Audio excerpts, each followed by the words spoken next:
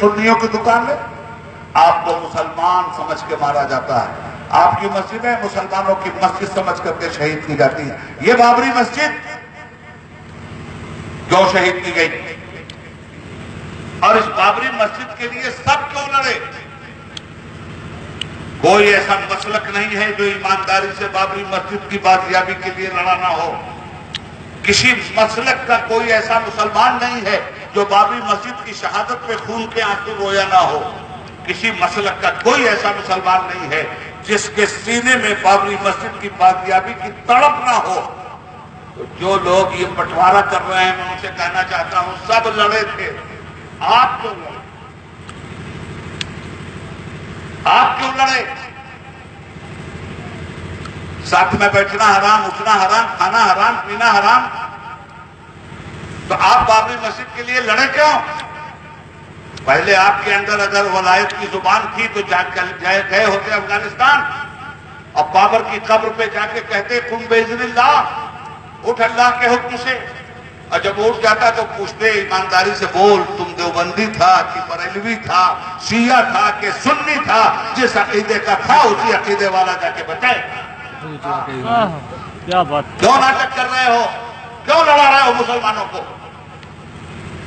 اور جب یہ بات کہتا ہوں تو کہتے ہو صلح کلی، اشرفیہ صلح کلی، ہاشمی میاں صلح کلی، کہ چوچا صلح کلی، یہ صلح کلی، وہ صلح کلی.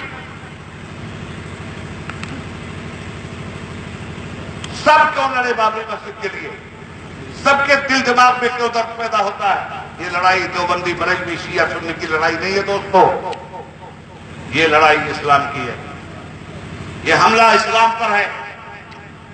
اور یہ بابری مسجد شیعہ نے بنوائی تھی کہ سنی نے بنوائی تھی ہم نہیں جانتے اس کو. ہم تو نفس مسجد کی حرمت کے لیے کھڑے ہیں. قرآن کریم اگر دارالعلوم دیوبند میں چلایا جائے گا تو کیا ہم بغلیں بجائیں گے اور خوش ہوں گے کہ یہ تو دیوبند میں چلایا گیا؟ ٹانگیں توڑ دیں گے ان کی جو دیوبند یا بریلی یا شیعہ یا سنی کے کسی مکتب فکر میں ہمارا قرآن جلائیں گے.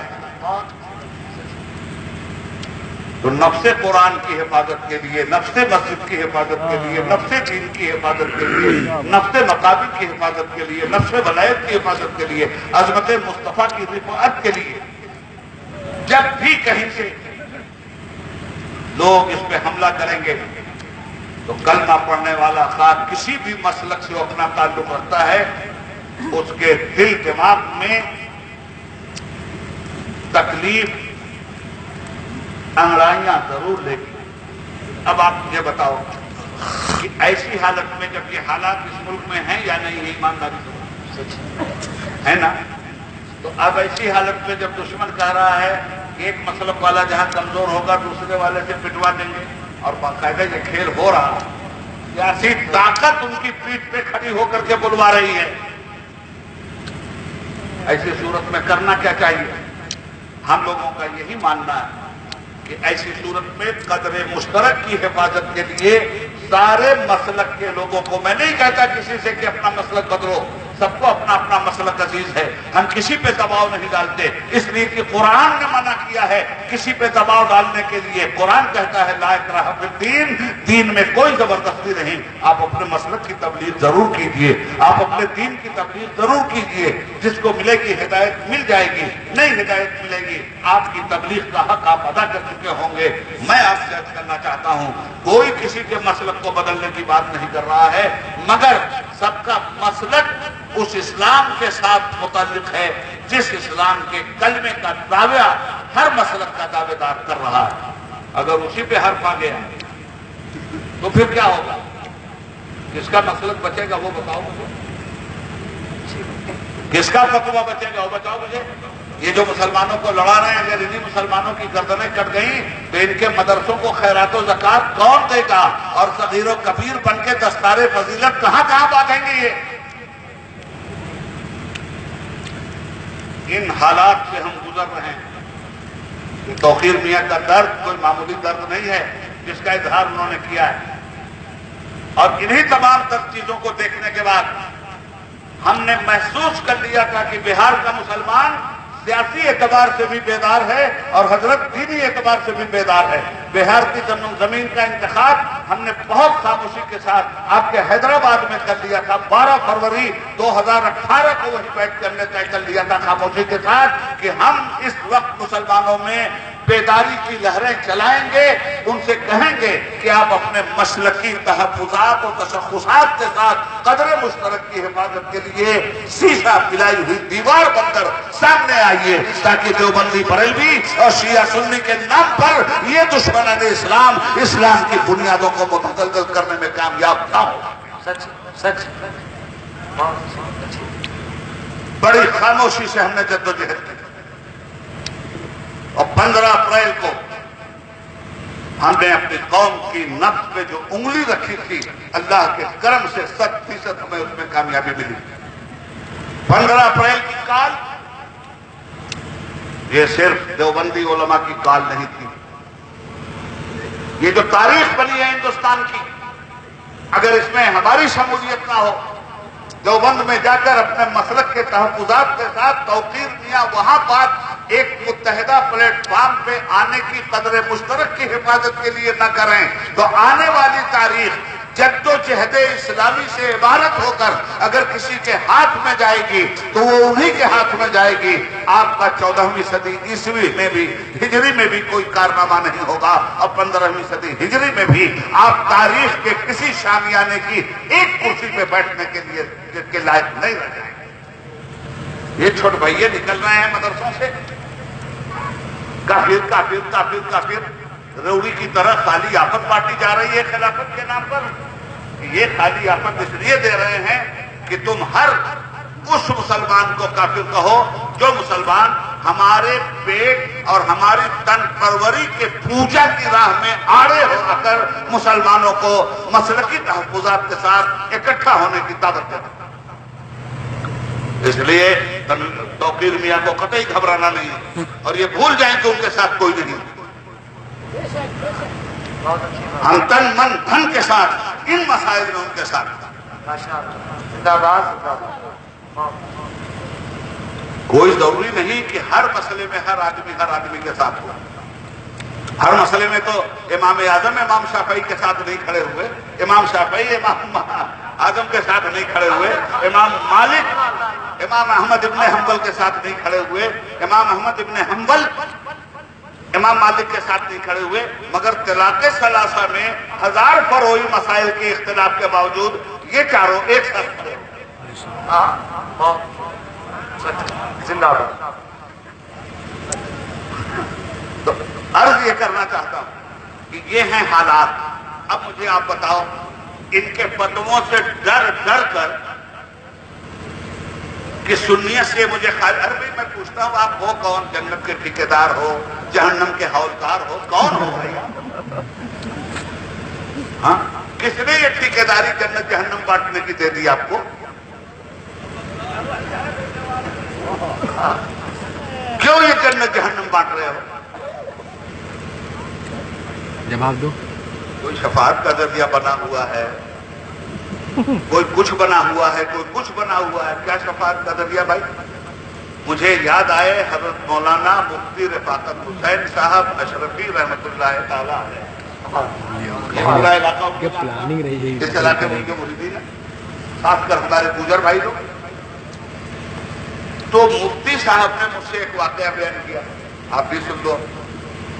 مفتی صاحب نے بیان کیا کہ وہ بیٹھیاں ہم نے اس علاقے میں حضرت کے ساتھ اور حضرت نعیم ملت کی سرپرستی میں حضرت بہت جلسے کی، مفتی رفاقت حسین صاحب۔ تو انہوں نے ڈاکٹر آپ کے سننے کی بات ہے خصوصی طور پہ، انہوں نے بتایا کہ جھریا میں مناظرہ تھا، سارے مناظر دونوں پارٹیوں کے اکٹھا ہو گئے۔ کہتے میں تھک تھکا کر کے پہنچا جھریا بہار میں دھنباد ضلع کا ایک چھوٹا سا کھولیری کا قصبہ ہے، اب وہ جھارکھنڈ میں چلا گیا۔ تو کہنے میں بہت تھکا ہوا تھا، پہنچا تو کچھ لوگوں کو میں بھی پسند آ گیا، جہاں اور لوگوں سے لوگ مرید ہو رہے تھے کچھ لوگ مجھ سے بھی مرید ہو گئے، آئی گئی بات ختم ہو گئی۔ کہنے لگے کہ دوسرے دن میں بہت تھکا ہوا تھا تو ایک صاحبزادے نوعمر تھے، وہ میرا ہاتھ پیر دبا رہے تھے، مجھے راحت محسوس ہو رہی تھی۔ جب مجھے بہت راحت ملی تو میں نے پیار سے پوچھ لیا کہ بیٹا کسی سے مرید ہو؟ وہ بولا کیا؟ تو کہا بیٹا پوچھ رہا ہوں کسی سے مرید ہو؟ میں انہی کی زبان میں بول رہا ہوں. کہنے لگا حضرت ابھی بتائی. مجھے چھوڑ کے کمرے سے چلا گیا. کیا بات ہے بھائی؟ گیا بازو میں اس کا گھر تھا. واپس آیا وہ ایک سجرا لے گیا. بولا ہے پیر صاحب بھائی پکڑو اپنا سجرا. جب آج یہاں نہ پہچان تو کل وہاں کا پہچانی ہو. کہنے مرید بھائی آگے بھلوا دیو. مفتی رفاقت حسین صاحب مجھ سے گیا. بتانا آپ کو یہ چاہتا ہوں کہ اگر کسی کو مرید کیا تو اسے یہ بھی نہیں سمجھا سکتے ہیں لوگ کہ بھیا اس مرید ہونے کا مطلب کیا ہوتا ہے. اور مرید ہونے والا خود مرید ہونے کے معاملے میں کیسے کیسے تصورات رکھتا ہے. اس واقعے سے اس تصور باطل کی بھی غمازی ہو رہی ہے. مگر صاحب اب کیا کیجیے گا؟ جنت بانٹی جا رہی ہے. خیر جنت بانٹو جہنم بانٹو. ہم نے تو سنا ہے کہ ایک دجال پیدا ہوگا وہ ضرور جنت اور جہنم بانٹے گا. ہے نا؟ ایک ہاتھ میں جنت لے کے چلے گا ایک ہاتھ میں جہنم لے کے چلے. اب اگر آج پہلے سے ایجنٹی ہو رہی ہے تو ہم کیا کرتے ہیں؟ ہم کچھ نہیں کرتے. پر ہم اتنا کہنا چاہتے ہیں کہ کیا قوم کے یہی مسائل ہیں؟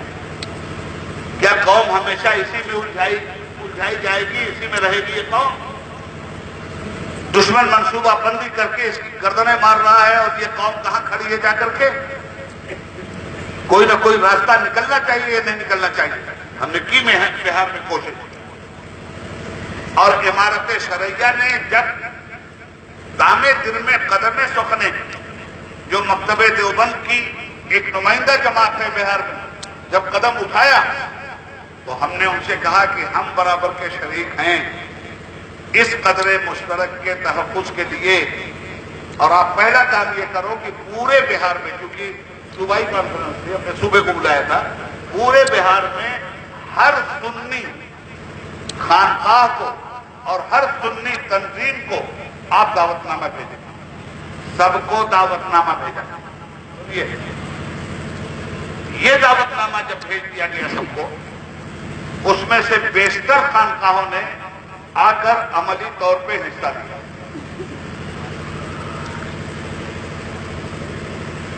ابھی ہم اسٹیج سے اترے بھی نہیں تھے اور اپنی بات بھی نہیں کہہ پائے تھے، اس سے پہلے پتا چلا کہ کفر کے فتوے ٹھوک دیے گئے اور کافر بنا دیے. چلیے اب تو عادت پڑ گئی ہے. ہم بھی گناہگار آدمی ہیں. اللہ سے دعا کرتے ہیں کہ مولا ایمان پہ ہم کو اٹھانا اور نیتوں کو تو جاننے والا ہے. یہ نیتوں کے دعوے دار یہ نہیں جانتے کہ ہماری نیتیں کیا ہیں. ہماری سنیت کو ناپا جا رہا. ہم سنی ہوں ان سے سرٹیفکیٹ لیں. RSS کہتی ہے کہ اگر ہندوستانی ہو تو ہم سے سرٹیفکیٹ لو. ہمارے خلاف بولو گے تو دیش دروہی کہلاؤ گے. آج کچھ لوگ ایسے پیدا ہو گئے ہیں کہ سنی کہلانا ہے تو ہم سے سرٹیفکیٹ لو. ابھی تو ہے کون؟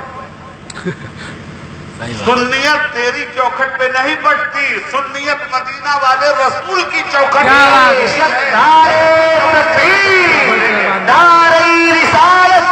اختیار مصطفیٰ، علم غیب مصطفیٰ. سنی نام ہے رسول پاک کے قول و عمل کے اتباع. ہر وہ مسلمان سنی ہے جو خوش عقیدہ ہو اور رسول پاک صلی اللہ علیہ وسلم کے قول و فعل کا اتباع کرتا ہو. بے شک حق ہے. ہم نے تو یہی سنیت کی ڈیفینیشن پڑھی ہے بھائی. اس کے علاوہ کیا ہے سنیت کی ڈیفینیشن؟ مگر واہ واہ واہ، تسبیح توڑنے میں خود ان کا ہاتھ ہے جو آج کہہ رہے ہیں کہ دانے بکھر رہے ہیں. کیا بات ہے. محترم سامعین، بس تو جب اس قوم کو کال دی، آپ جانتے ہیں پٹنہ کے گاندھی میدان کی کیپیسٹی کیا ہے؟ 3.5 لاکھ انسانوں کو اپنی گود میں جگہ دیتا ہے پٹنہ کا گاندھی میدان. تو 3.5 لاکھ آدمی تو تھا اس کے اندر.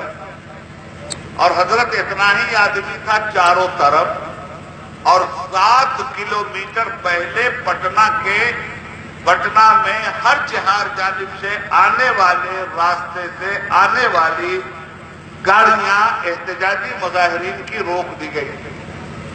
7 کلومیٹر کا تانتا ٹوٹ نہیں رہا تھا گاندھی میدان تک۔ اخبار والوں نے رپورٹنگ میں 15 لاکھ مسلمانوں کی بات کی ہے، اور ان کا کہنا ہے کہ چشمے فلک نے بہار میں کسی صوبائی پارٹی یا کسی سیاسی پارٹی اور کسی آل انڈیا پارٹی یا کسی قداور نیتا کی اتنی بڑی میٹنگ نہیں کی جتنی بڑی میٹنگ ان مسلمانوں نے کر دی۔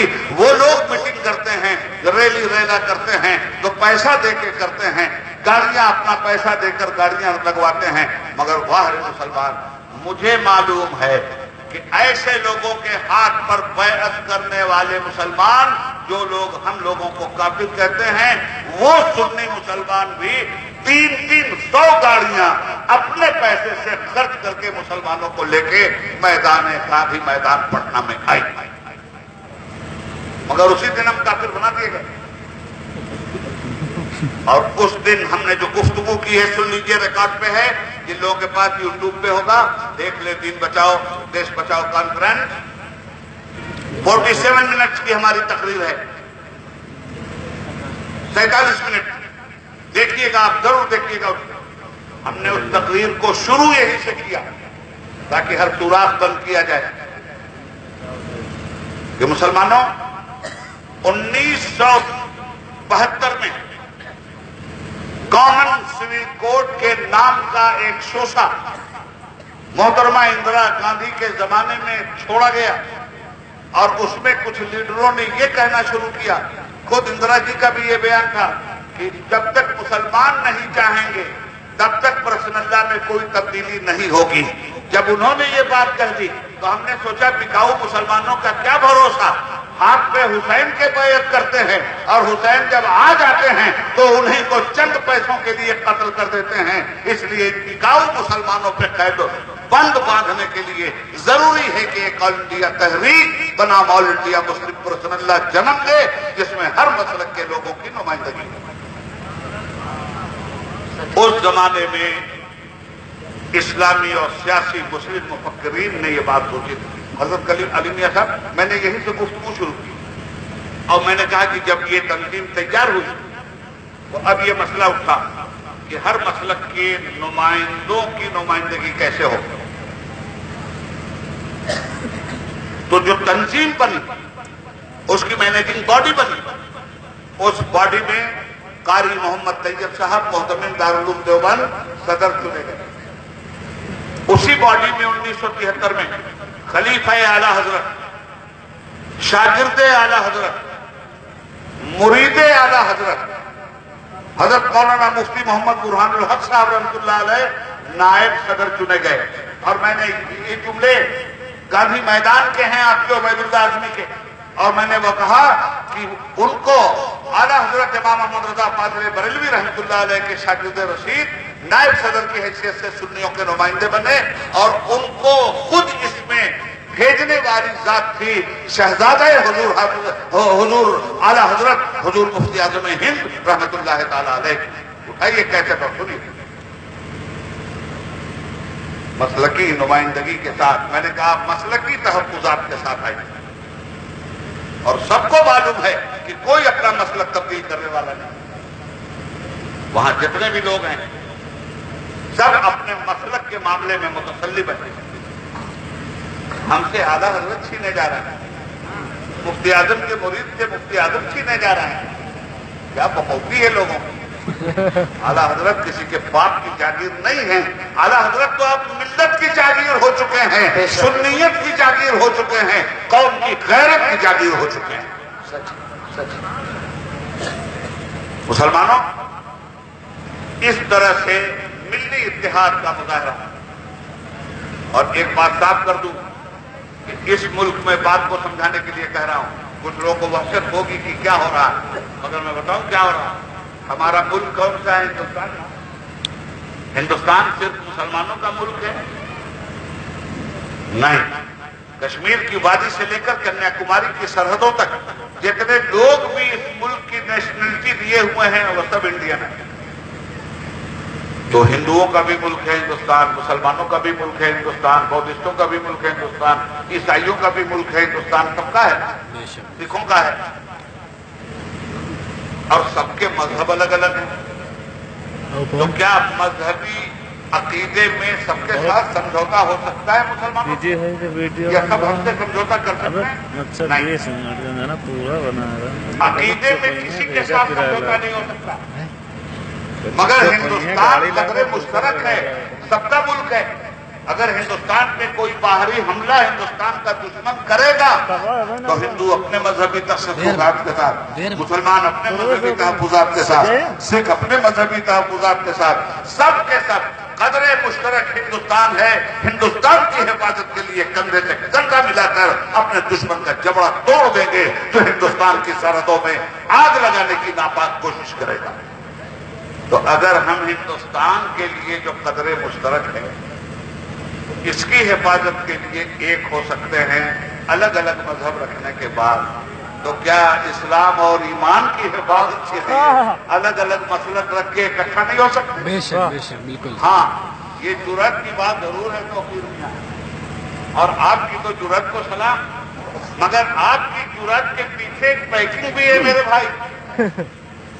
आपकी जुर्रत के पीछे आपके खिलाफ आसानी से जुबान नहीं खोलेंगे लोग, इसलिए कि कहीं न कहीं आला हज़रत याद आ जाएंगे, कहीं न कहीं मुफ्ती आजम याद आ जाएंगे, कहीं न कहीं रेहाने मिल्लत याद आ जाएंगे।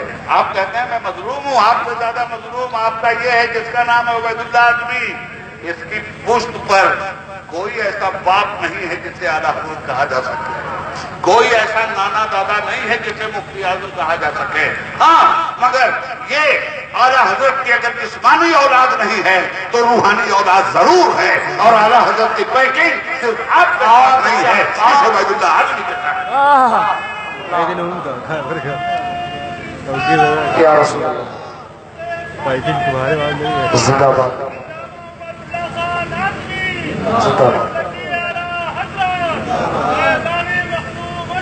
जिंदाबाद। हुजूर मुफ्ती आज़म हिंद के दो फतावे अपने सामने रख दिया। फतावा मुस्तफ़विया में ये दोनों दर्ज है। क्या निगाह बसीरत थी और क्या बसारत थी? सवाल होता है, पीली भीत से है सवाल कि यहाँ एक डीएम या एडीएम या डिप्टी कलेक्टर, मुझे सही मानों में पोर्टफोलियो याद नहीं आ रहा है, मगर इसी रैंक के अफसर आए हैं। उनकी लड़की का इगवा कुछ गैर मुस्लिमों ने कर लिया है और वो मजहब के एतबार से शिया है। हुजूर, क्या हमें उनकी मदद करनी चाहिए या नहीं? तो मुफ्ती आजम ने फतवा दिया कि वो शिया हो के सुन्नी कुछ भी हो, ये तुम्हारे अंदर के मामलात हैं।